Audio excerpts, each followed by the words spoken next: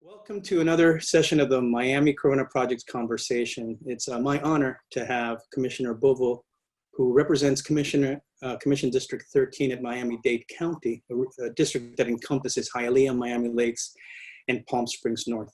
He's also running for Miami-Dade's mayor after 22 years of public service, beginning in 1998 when he was appointed as councilman in Hialeah. He served then until he was elected by the constituents of District 110 and then reelected in 2010 to represent them in our state's House of Representatives in Tallahassee. In 2011, he ran for this seat, District 13, and was elected among his fellow commissioners to serve as chair of the Board of County Commissioners from 2017 to 2018. Now in 2020, he is looking at representing all of Miami-Dade County as mayor. Commissioner Bovo was born in Queens, New York in 1962. He's married to Viviana, and they've raised 5 children here in our community. It's such a pleasure to have you here with us, Commissioner Bovo. Thank you so much for coming. And I just wanted to have a conversation with you today. I know that you've been at work all day. In fact, we're supposed to have a meeting this morning, but you're going from meeting to meeting addressing this pandemic and all the other issues affecting our community. And I want to, first of all, just ask you from a personal point of view, imagine not in your capacity as commissioner, but just as Esteban Bovo, right? As a father, as a husband, as a citizen and neighbor, how is the pandemic impacting you, your neighbors, your community? Before we talk about big issue policy. Sure. What's happening in your community? Well, first I'll tell you the direct impact in my home. My wife, who works for Senator Rubio and handles the Western Hemisphere, has found herself doing the dual job of that, working from home, and also being a teacher to my son.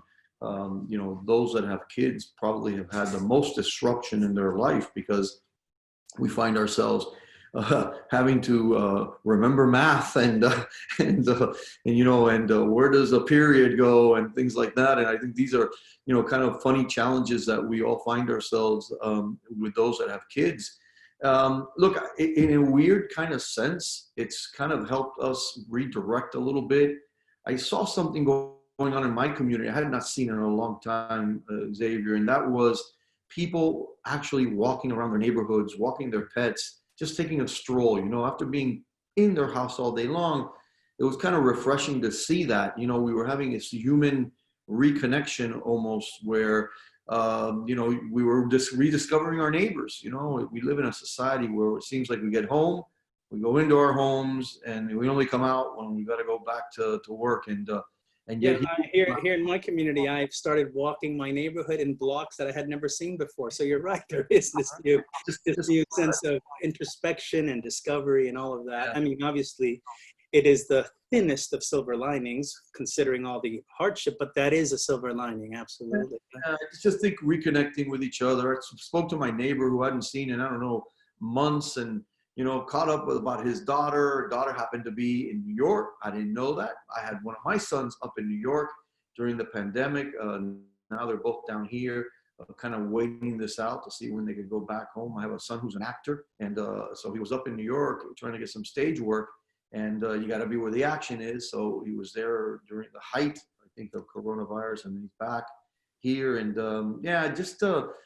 like I said, rediscovering our neighbors and just trying to reconnect with our families from the standpoint that we were spending more time than we normally do. And in some cases that took some adjustment to do, right? But we're healthy and safe, which is the most important thing.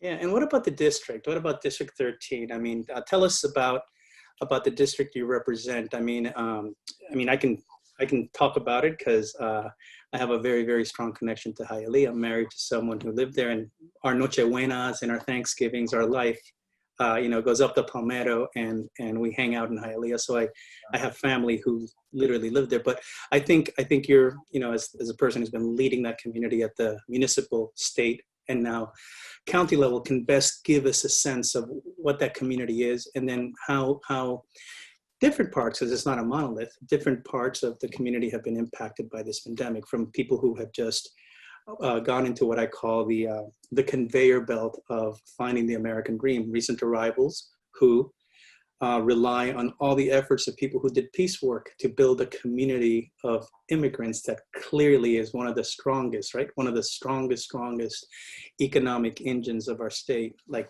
that community has a whole, swath of people now multi-generation.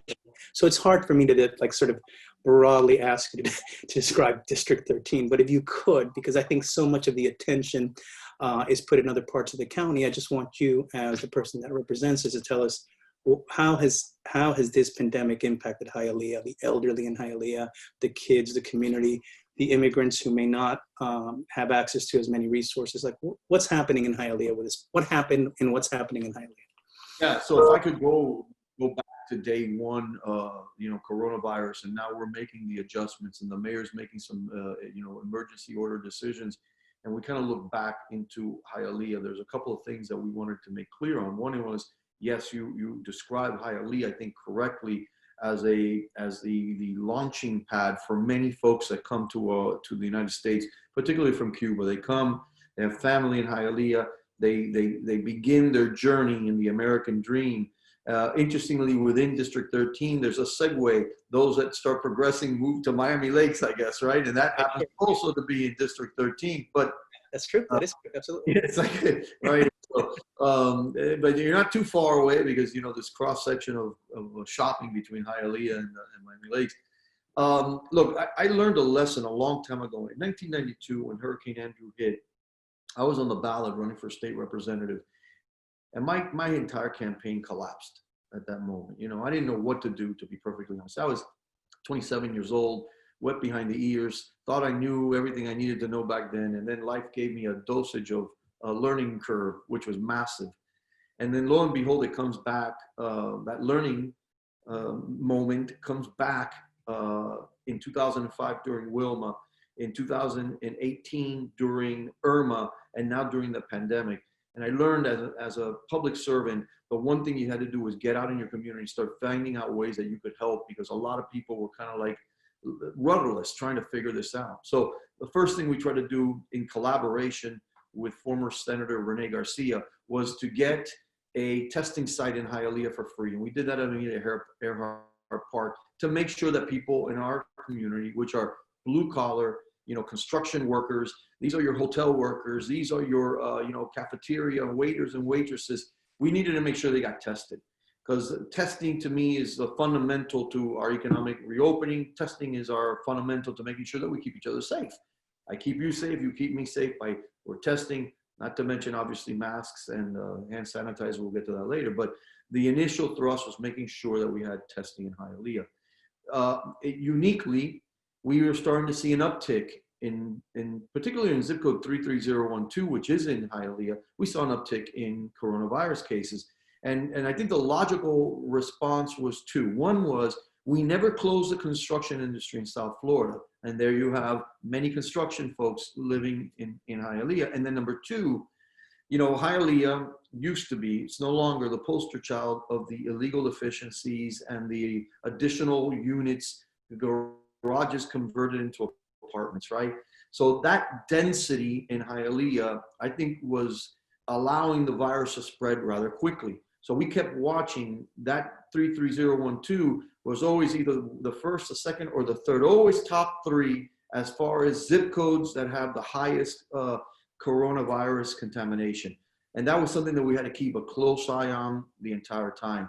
We tried to work with the city of Hialeah, their council members, tried to work with Miami Lakes also, really also even with Hialeah Gardens, tried to create a Northwest date approach that would include curfews if necessary, more testing if necessary, a uniformed approach. I even hosted business meetings with educators, with business chambers, business leaders, healthcare experts, to try to come up with thoughts of, okay, what would recovery look like in District 13, knowing it would look different maybe in District 1 or maybe in District 9, and just have it. Just get input, because, we found, let's say the guy that owns a sporting goods shop in Miami Lakes doesn't have the luxury to allow you to try on a jersey and then put it in storage for 3 days or 4 days before they could retry. They have to restock it immediately, And so we needed to get an understanding better. How does the business community help us and guide us on what they need to open up, instead of the other way around, government saying this is how you're going to do it, and then us really literally not allowing them to flourish, which is really a challenge. So look, I think the lessons of the past allowed us to make sure that we were very proactive, engaging. Obviously, we've done food drives, we've taken food into buildings. We wanted seniors to stay home, not to go out. So that obviously dictated that we had to take them food. And all this was done with masks and gloves and trying to keep that social distancing. But look, I would tell you, people got frustrated. They were home. They needed to get out. They didn't want to be home anymore. You know, it was no outlet, no sports on TV. I can't go to the parks because it's closed. The beaches are closed. And I think that set a tone of frustration, but not just in Hialeah. I think it was all over our county. All over our nation, that's Exactly. happening. Exactly. So Exactly. how, I mean, I'm, as you know, you more than I, look at these statistics and you see the number of cases going up, and, you know, it's alarming today, right? I mean, I've been on top of this since March 13th, doing this project and counting numbers and counting the data. And I would always say that, you know, some really strong proactive measures at the beginning allowed what I thought were going to be Italy numbers, because that was pre-New York when I was having these conversations, but I thought Italy numbers were going to come here, didn't arrive, and they still really haven't, right? Like, I think our maximum, and again, it's the reported deaths. There's so much about a new virus that we don't know about, how many people died of blood clots that were never tested or reported. So we really don't know the true numbers, but generally speaking, our hospitals weren't overwhelmed. You know, anyone who needed a ventilator got one. But all of a sudden, we're now seeing this uptick. And I think it's because of what you're saying, that there was a moment where everyone was scared and everyone was sheltering in place. But oddly, because nothing bad happened, they're saying, oh, nothing happened. Well, the reason it didn't happen is because you sheltered in place, because you actually took these precautions. And what do the leaders of this community do now when everyone is like just wanting it to end, but the virus isn't done infecting us yet?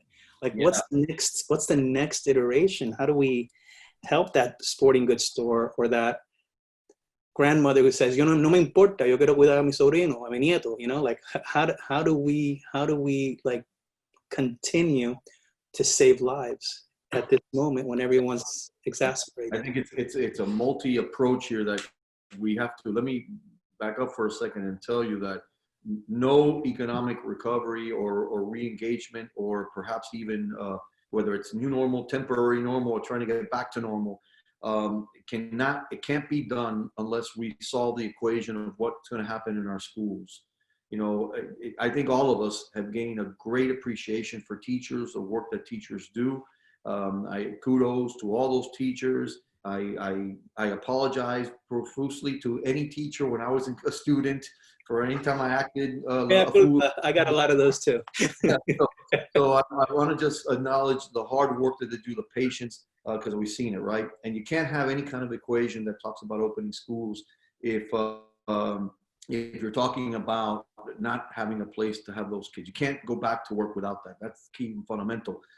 Look, the interesting thing about this virus ultimately is that we together, you and I and others, are all writing a manual that has never been written before, right? There'll be a generation that'll come later, and they're going to look and they're going to be able to either critique, adopt, you know, whatever we have done. It is very difficult for me to criticize any elected body for what they did or they didn't do, because it would be Monday morning quarterback. But if I allowed myself to say, okay, what would I have done differently? And again, not criticizing anything that's happened up to this point, is that number one, I would have strived for the mayor of the county and the mayors of the various cities to communicate more in a way that they could share what their feelings are in the community, what's going on in their communities. We saw in many instances, the mayor of the county say one thing, mayors of the city saying something, and in the end, it only confused us as residents. I myself did not know what to tell the city of Miami-Dade, who was following a lot of the county dictation, compared to the city of Hialeah that was following more of what the city of Miami was doing. And then it was like confusing for folks. You know, this store here is open, but this store is not open. They have a curfew, they don't. that was something that I think, as a manual is written, would almost have to require more interaction, more conversation. I'm not surprised, because we have seen over the last couple of hurricanes where each Miami, City of Hialeah, Miami-Dade County, each now have EOCs, right? And as a taxpayer, I would question, why do we need so many EOCs? But that's for another conversation. Too many different messages. We needed one message. And even to today, we still have some confusion between the cities and the county of them trying to get on the same page. And that's problematic. And I think that needs to be addressed. I would tell you that this now this is my personal opinion, this collapse of our economy is going to take a lot longer to restart than I think many thought at the beginning. We thank the federal government for all the federal help that they've done. To a certain degree, it's kind of helped us limp along. We need to remember who's going to pay for this in the long run. It'll be, our children and children's children that are going to be paying for this help that we needed now. I would love to look at and study the models of what they did. I believe it's in Sweden, where they decided, look, we're not going to close anything, but you are going to wear a mask and you are going to do social distancing. And if you have pre-existing conditions, you need to be advised that you need to, more than anybody else, practice these things. So I'm interested to see later on what did those numbers show.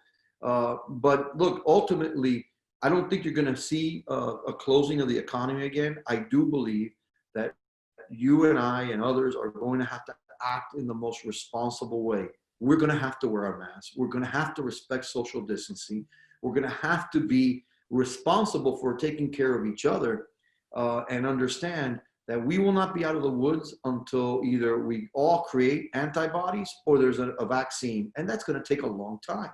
So, unfortunately, it has become politicized. Like everything in our country now becomes, red or blue, left or right, and that is sad, because that's not the world you grew up in. That's not the world I grew up in. And common sense seems to be have thrown out the door at this point. And, I think the more voices that speak to just personal responsibility, let's take care of each other. Let's do the right thing. I don't want to wear a mask. I really don't want to, but I need to do it to respect you and your space, and vice versa. And I think if we just kind of think it in that tone, I think we'd be a lot better off.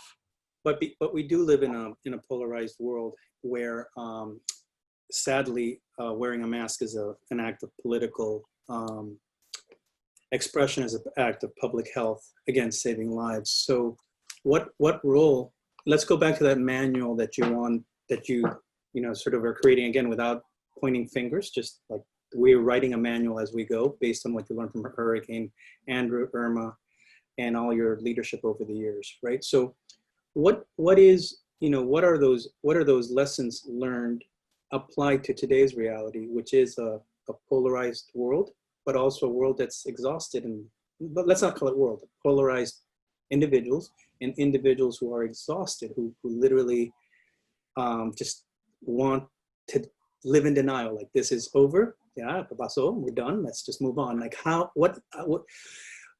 me ask it another way. You're asking the voters of Miami-Dade County to give you the second most powerful position in our state. We are a home rule charter. We're not just a county, one of 67 in Florida.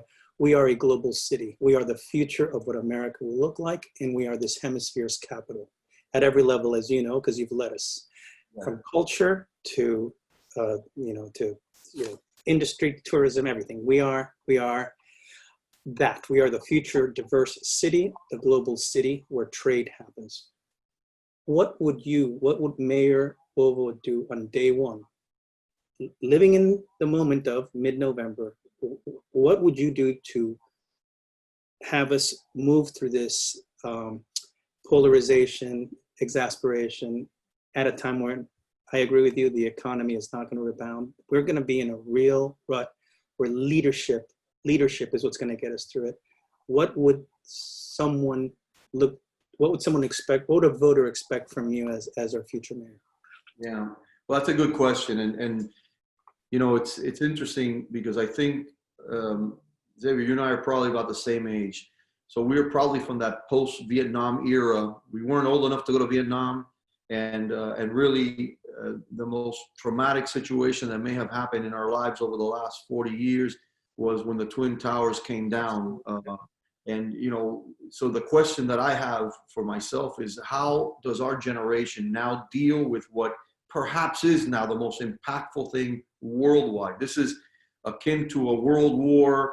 I don't ever like to use the analogies, but this is a global pandemic that we're dealing with. And how does this world's generation deal with this? And it is, you know, and I've looked at past leaders and, you know, how they've navigated these issues and the courage that they needed to do and make decisions, sometimes going against the current. But it was important to have conviction in the decisions that one is making. I would tell you that on my first day as being mayor, non-COVID world would have been, we're going to address the issues of transportation. Oh, how I long for conversations about transportation and traffic now. But I would tell you that I think the first responsibility of the next mayor would be that we need to begin to plan what does the recovery of our country look like, of our county look like, as far as economically. And I think there's a lot of spokes to this wheel that we need to think in terms of, will many people work from home from this point on? Well, how does technology going to revolutionize the way we do certain jobs out there that will no longer require a storefront or a business location? And I think that's something that we're going to start looking at. I think some had already started doing it, but I think telemedicine now, working from home, is going to be more of a reality. Especially, you know, we probably grew up in a world where I know my dad, having a small business, expected people to be in the office by 9 to 5. Now we live in a world where productivity could happen at midnight on a Sunday, depending on, you know, how we work and all the technology. But I think I'd be sitting in front of you right now, you know, with my little iPhone recording you instead of doing this over Zoom. So yeah, absolutely, it is a transformed world. Yeah. Yeah. So we would. You're right. And chances are now, in a weird sense, we're probably more productive. We take more meetings this way. We get much more accomplished this way. I could tell you, my campaign has been almost relegated to doing multiple meetings, not to mention all our commission meetings, but even campaign meetings are done online, in communication with either donors, with supporters, with grassroots. And so I wonder how much of that now impacts the way county delivers its service, right? And sure. I think there's a natural conversation that is going to, now I'm going to take the public hat off and put on the taxpayer hat. And I'm going to insist and ask, okay, what things are you doing that could be done differently now? That is there a way that I could, as a constituent, go meet a department head through computer instead of having to go all the way to downtown or all the way to a county building? And I think it'll be interesting. And if we go logically to where I think this is going, does this save us money? Does this change the way we do our relationship with our employees and how we're delivering service? And I think it's a conversation that worth having when the manual, you know, stops being written, because like I said, we're still writing a manual here. But I think that's one of the things that I'd be interested in seeing. How is the post-COVID world, the impact on businesses and how government provides services to its residents? And I think we might have some interesting answers that could lead ultimately to savings for a lot of the residents in our community. I agree. Everything from inspections to interviews can all be done with this new digital thing. There's two things that this manual, as you're talking about it, I think about. And this resonates in your heart because you represent them so well.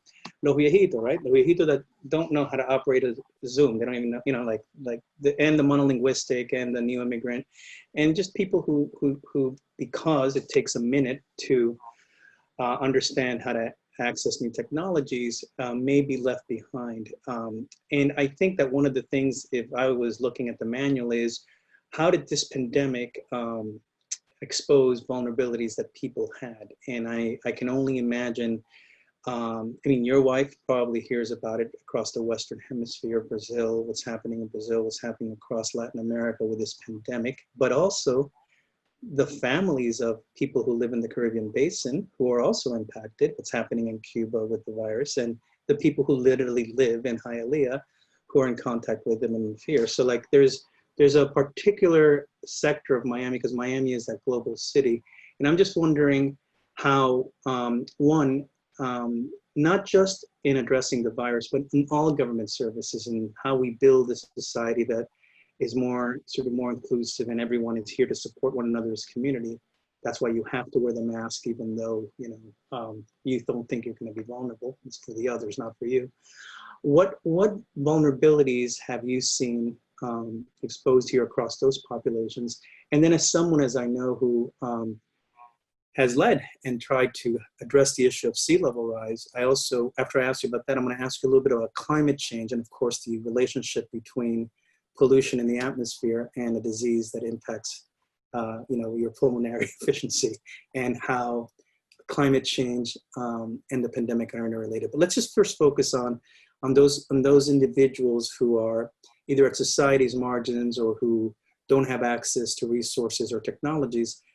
Did anything in this pandemic sort of expose what some of us already knew, but now let everyone see that there are people who need a little bit more support to make it through? Yeah, and I think it jumped out on us the day that the mayor of Hialeah announced that they were going to be passing out applications from the state of Florida for unemployment compensation. Jose Marti Library, my God, I saw that. Is that what you're talking about? Yeah. JFK Library, that's where it was. Right, yeah, you're absolutely right. I have my art hanging all over it. What am I thinking? So here it is, JFK Library, and we had literally people on top of each other in line. We became the poster child for CNN and Fox News, and everybody was basically reporting what a cluster it became, in the height of the pandemic. And I think what jumped out at me was, oh my goodness, there's a lot of people here that don't have what you and I may take for granted: a laptop computer at home, a desktop computer at home, an iPad. They don't have this. And oh my goodness, there was a divide. There was a clear divide in between those that have access to technology and information and those that still needed to go get a piece of paper to be able to do an application. And that jumped at you. I think another thing jumped out at us was we started getting a lot of communications from the Haitian community that was not getting enough information translated into Creole, which was kind of mind-boggling if you think, because if everything that we do at county government is printed in 3 languages. Everything, yeah. Yeah, so I was very surprised that the Haitian community was complaining they weren't getting Creole literature talking about the pandemic. So I think that was another thing that kind of jumped out at us. I will tell you, we thankfully, and this is what I think all elected officials in probably across the county was praying for, that we did not get a mass rash of COVID-19s in our senior centers, because that could have been devastating in our senior centers. I have my in-laws that live in a senior center, and our biggest concern was exactly keep them indoors. We will take you food, we will take you what you need, but we don't want you coming out. To this day, they're kind of like clustered into their units. And, and luckily, the amount of positive cases that we saw in some of the units were almost nil, easily contained, and so we didn't have a problem. But there was a moment there, I think, that we were thinking, oh my goodness, if one case gets into one of our buildings and this thing spreads like wildfire, there will be, we'll have a New York situation of body bags. Thankfully, it hasn't happened. But I think the ultimate lesson for us was there's a group, it's not seniors, but there's a group of folks in our community that have access to healthcare but do not use it and don't bother going to get checked up. These are the young folks that, when we were younger, why am I going to a doctor? I feel fine. Why on earth go? And what we're seeing is that those people have the potential of being positive and then bringing it home to a grandparent, or that could be devastating. And then there's a segment of our population that doesn't have access to adequate healthcare. And that one is concerning. And that one is, how do we handle it in a way that's in a responsible kind of way, because there's a large group of people that could be walking with the virus and have no idea that they have it, or know that they have it, but because they don't want to lose work or they don't want to get fired, continue to work. And that, those are the unknowns, those are the unknowns. And we need to bake in certain parameters, I think, in a correct way. For example, look, I never like government telling people what to do or their businesses what to do. But I will tell you this, if during a pandemic like this, you have a job, you shouldn't be fired. You shouldn't be, unless the business completely closed. But if you're sick, the boss, the owners need to have consideration. And it's been a debate at the county. It's not that I'm closed-minded to it. That I don't think government should be telling everyone how to run their business. That's why we live in a capitalist and free society. But that healthcare component is something that I think we're going to have to readdress later. So the issue of sea level rise and climate change, which, as you know, it's caused by human factors. Since the Industrial Revolution, we have put 100 parts per million in the atmosphere, going from 300 to 400. Hasn't happened the last 800,000 years.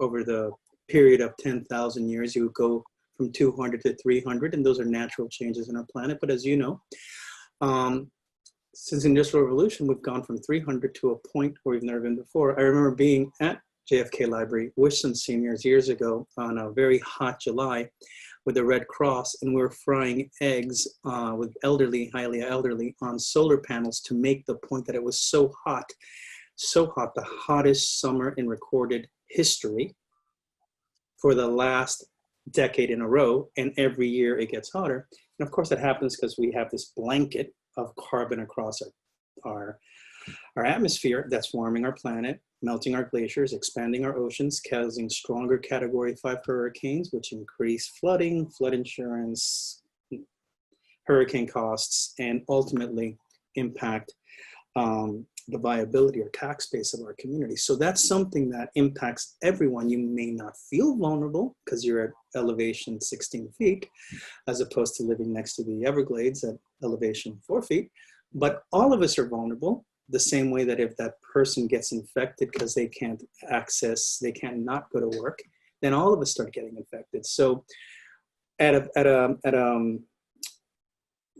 level of we're all interconnected in this globalized world, we can see how sea level rise or climate change impacts us all, and whatever we weren't prepared to handle with a pandemic can find similar lessons in that manual for global climate. But specifically with the pandemic, as you know, the pandemics occur because all of us carry viruses. Animals carry viruses. It's usually that those animals live in the wilderness and we live with animals and people that we're used to. But when we start cutting down forests and we start bringing animals that would not interact with humans, in contact with humans at a wet market in China, or when we continue raising the climate, which means that mosquitoes that only lived in the tropics now get to fly into Miami-Dade County, all of a sudden the vectors of disease are amplified. And through time, I can see, because we keep on pumping carbon in the atmosphere, that we're going to have more of a climate crisis, and that will be exacerbating the pandemics to come. So as we look at this issue, you said very clearly, right now, I don't want to talk about transportation. I need to focus on people dying and taking care of our economy.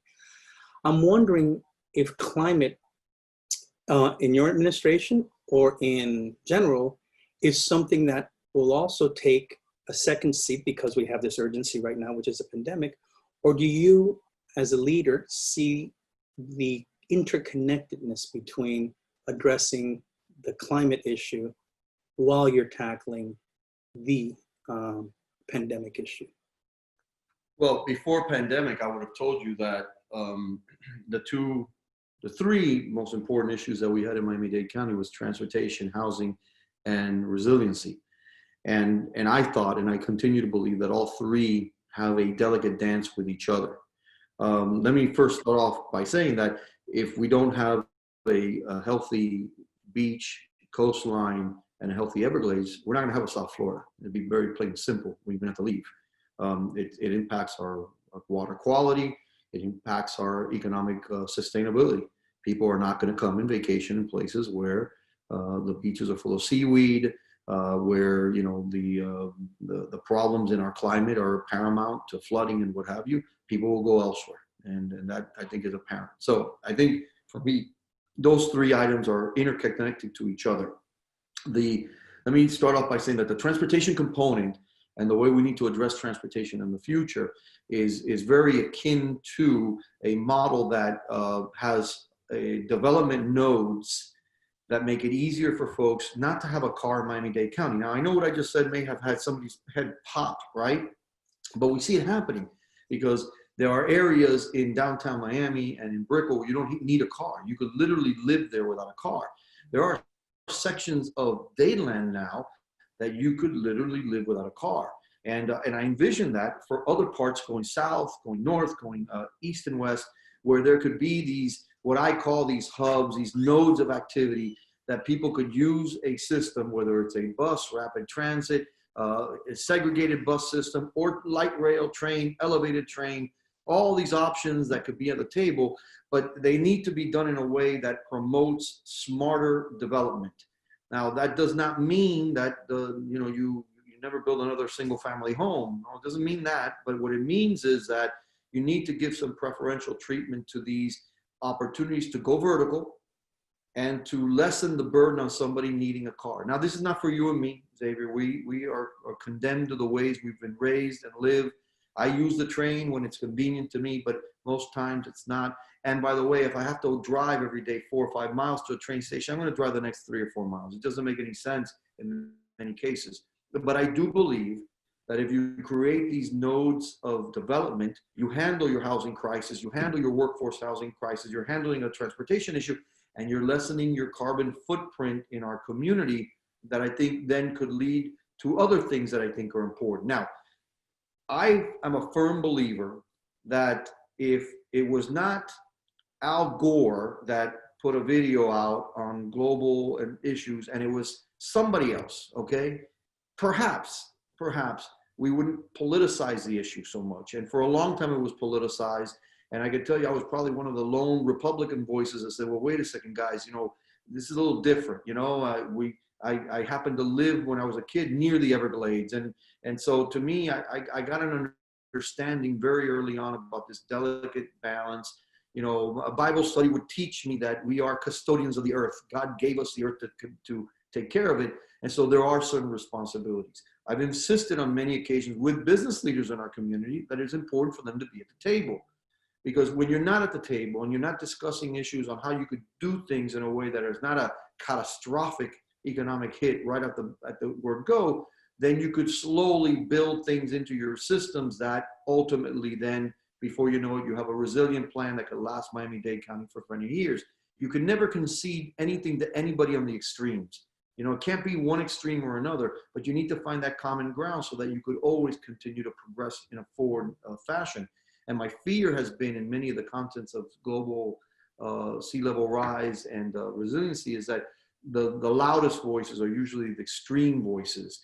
And I have just insisted when I was chair to bring the business community, the development community, because I do think long term, you pointed out to something that I've said many times and I'm concerned with, is that today you might not care, but soon when insurance becomes prohibitive in Miami-Dade County and you can't get any, the reinsurance market just doesn't work anymore, we're going to find ourselves in a situation that the American dream is not going to be for maybe a person like you or me in Miami-Dade County, and maybe for a super rich elite, maybe.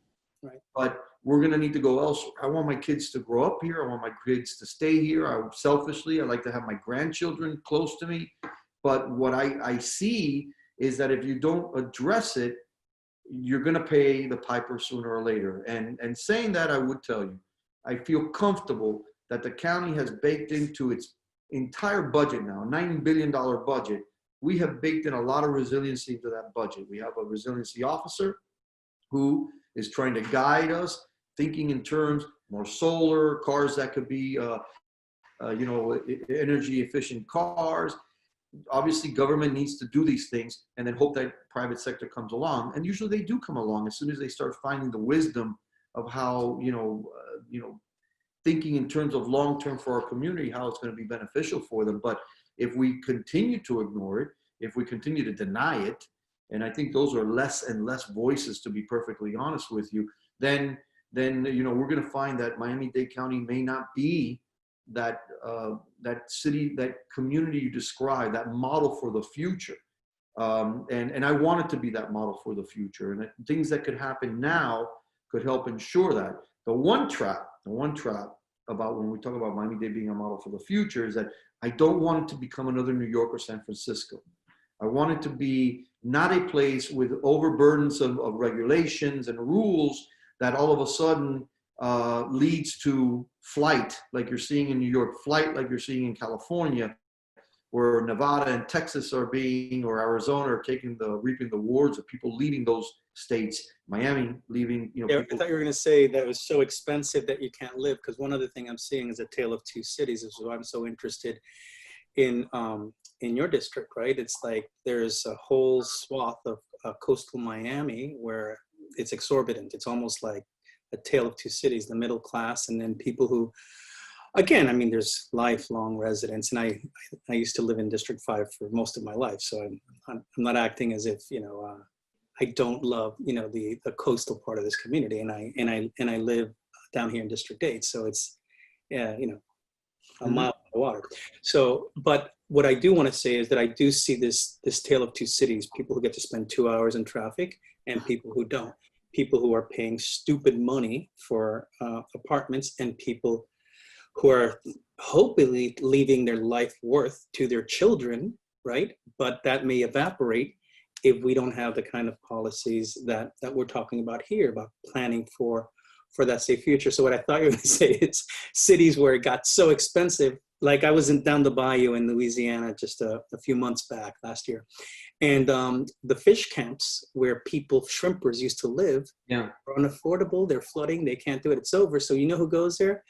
Fishermen from Missouri live in those buildings. They buy them for $2,000, $3,000, $100,000 each, those little shacks, because now it's rustic and cute. And I just don't want Miami to become, like, I remember you and I probably went down to the Keys when we were young. The Keys had another feel, like you could actually rent a hotel for less than $500 a night. That was a different feel, a different world. And I think that the same way that the Keys are no longer that rural southern part of Louisiana is no longer that. And if we don't take measures today so that all of us across Miami-Dade County are protected, it will be a city where those people who can buy the building cash, because they don't have to worry about the mortgage that doesn't exist, and where they self-insure because there's not a mortgage company that's going to insure it, and they don't care because it's their third or fourth home, and it's all, glitzy and fake, just total vapid, where the sense of our community, right? Like the sweat of those piecemeal factory workers in Hialeah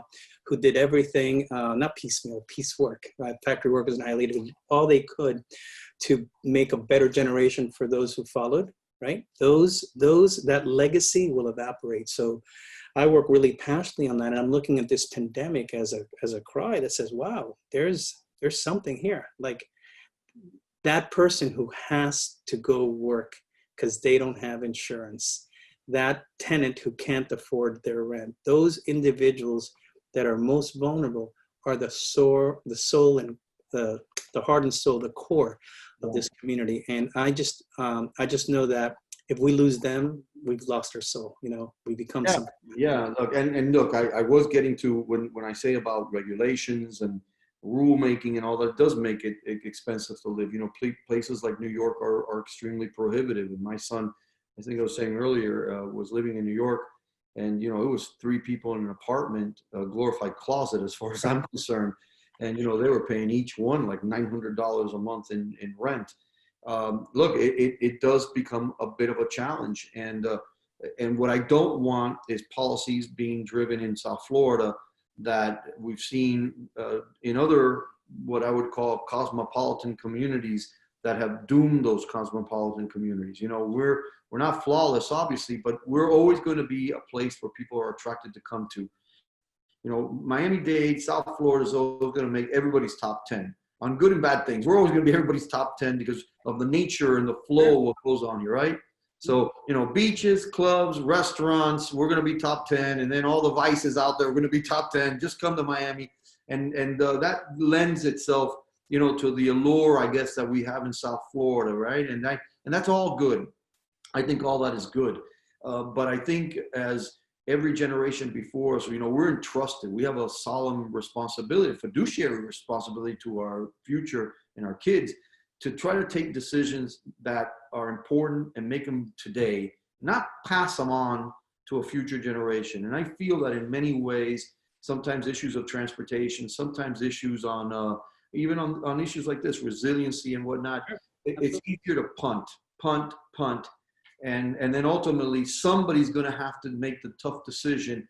And look, I'd rather make it us, right, and defend and lead on it, and then let a future generation decide whether it was a good call or a bad call. But to just leave it to them, then it's easy. They can say, well, you guys didn't take up your responsibility and you left it to us, and then we don't have choices. And that's where I think we need to be as a community. So I would tell you, if mayor, the one thing that I hope people would say after my first term as mayor is that he worked in a transparent way, and we're going to put all the cards on the table.